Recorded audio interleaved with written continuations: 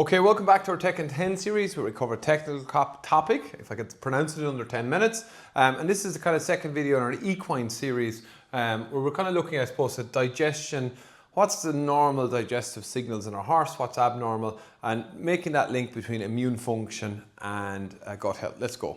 Okay, so when we think about digestive system of the horse, we covered a little bit in the last video, but the hindgut's really important. We're still learning about it and how important the microbes are in the hindgut, and they are digesting it. And when we think about digestion, I suppose there's two ways of looking at the hindgut potentially. Normal horse, holding condition, fecal consistency, maybe lack of behavioural conditions or issues, just a general healthy horse. How do we know if the hindgut or the gut's off? I think when we think about the hindgut, the stomach is separate, and people, a lot of performance horses will have issues with stomach ulcers in relation to stress, digestion, and a lot of the factors some of the factors that from trickle feeding, etc., that affect the hindgut may be contributing to stomach ulcers as well. But when we think about primarily hindgut function, what are the things that could be off? Feces is the obvious one, maybe looser feces, the consistency of feces changing over time, be it softer or harder than it should be.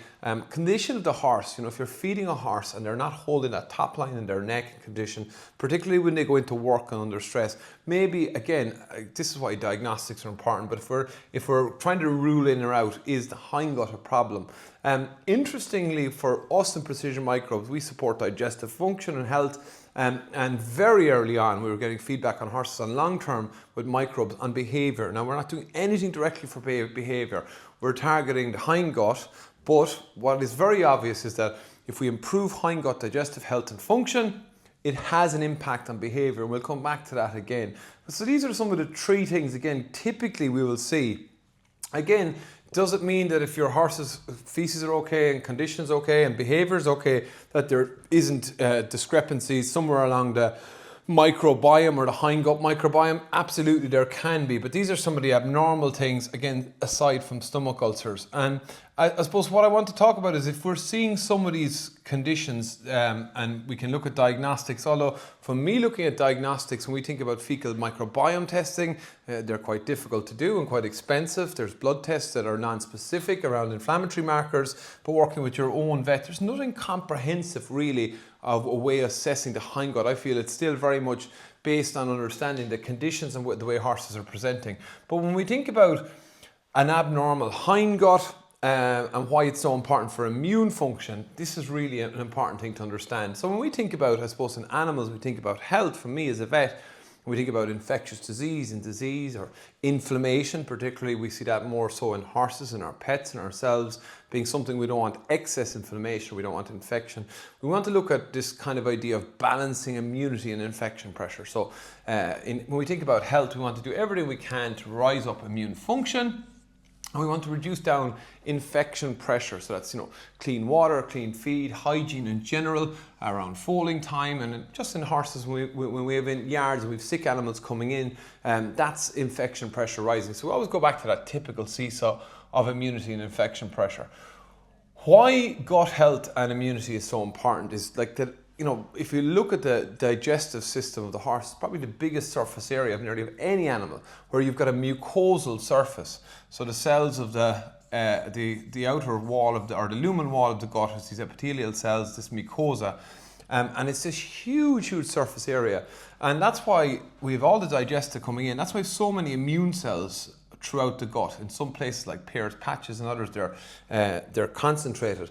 And this is important that if we have, it doesn't matter if it's a foal or an older horse, if we have issues with gut health, they're going to have a direct impact on the immune system. So for acute infections, that can be quite a problem. But when particularly we have chronic inflammation in the gut, what we might be seeing outwardly signs of loose feces, horses not holding condition, behaviour changes we know related to hindgut, that actually impacts the immune system. And what happens more often than not in a lot of these cases, we've excess inflammation.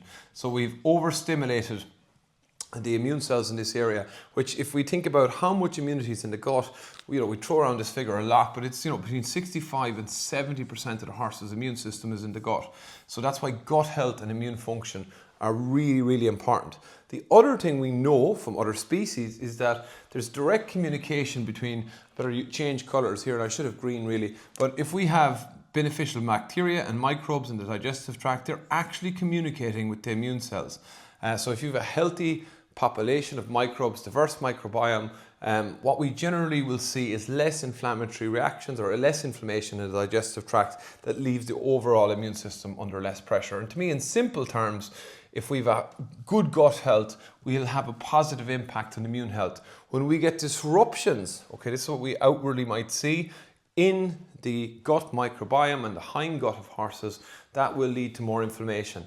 And that's one of the reasons we can see behaviour changes. It can affect other diseases, like they talk about laminitis and metabolic, not the correlation and causation, but there's potential for these inflammatory conditions to be contributing to other conditions we see as well. So that's why gut health and immune health are so important in our horses. Normal is hard to define at the best of times, but certainly where we see abnormal feces, condition, behaviour, and we suspect that the hindgut health is poorer than it should be, we've got to also make that link between immune health. And that's why it's so important to try and look and actively look. And we'll talk about management practices. There are the same kind of management practices for a healthy microbiome or good nutrition. They're one and the same thing. But for some horses, even with good nutrition, because maybe of the biome they have had as a foal or other conditions, they may have had antibiotics or non-steroidals and different things, they can be impacted. But it is to understand that it can impact immune health. Precision Microbes is a unique liquid complementary feed, and it can be fed at 100 mils a day. And it's one of these very visual products that you can see over time aiding digestion, and you can see the physical differences in the horse. You'll see from people talking about our product on our website what they've seen. But ultimately, let's make this link between poor digestive health and immune function, because it's important. More often than not, what we see in older horses is that inflammatory reaction from excess inflammation and an unhealthy hindgut biome. That's it for today. We'll come back with another Tech in 10 on the horse and the digestive system in the coming weeks.